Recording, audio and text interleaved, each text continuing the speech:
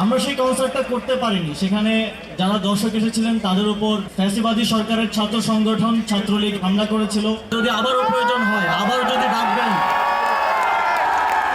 তাহলে আবারও লড়াই করতে চলে আসবো। জানি কনসার্টের এই মুহূর্তটাতে কারো বক্তব্য শুনতে আসলে ভালো লাগার কথা না।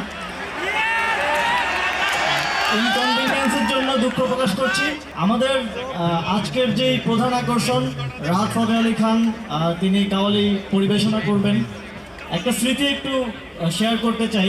2021 সালে আমরা টিএসসিতে একটা কাওয়ালির কনসার্ট করেছিলাম।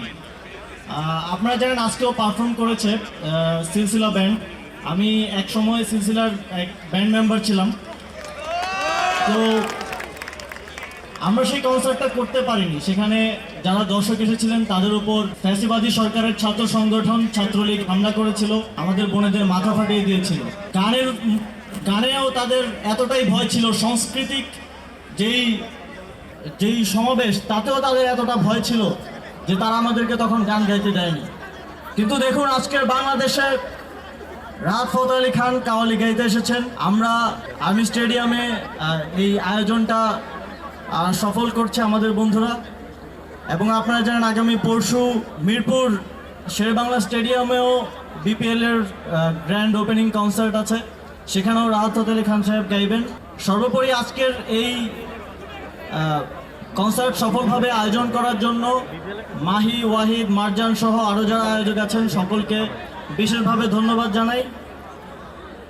এবং স্মরণ করতে চাই আমাদের জুলাই গণঅভ্যুত্থানের শহীদদের, যাদের কারণে আমরা বারবার একত্রিত হই। স্মরণ করতে চাই আমাদের জুলাই গণঅভ্যুত্থানের আহতদের, যাদের অনেকেই এখানে আছেন। আমি যখন হাসপাতালে যাই আমার আহত যোদ্ধারা আমাকে বলে যে ভাই যদি আবারও প্রয়োজন হয়, আবার যদি ডাকবেন, তাহলে আবারও লড়াই করতে চলে আসব। এটা যে কতটা শ্রদ্ধা সঞ্চার করে আমার বুকে তাদের জন্য, এটা আমি ভাষায় প্রকাশ করতে পারবো না।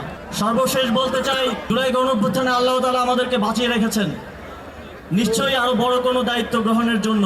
তাই যদি আবারও লড়তে হয় লড়বো, যদি মরতে হয় মরবো। তবে বাংলাদেশের মানুষ যেই স্বপ্নের বাংলাদেশ চায় সেটা আমরা অবশ্যই গড়ব। ধন্যবাদ সবাইকে।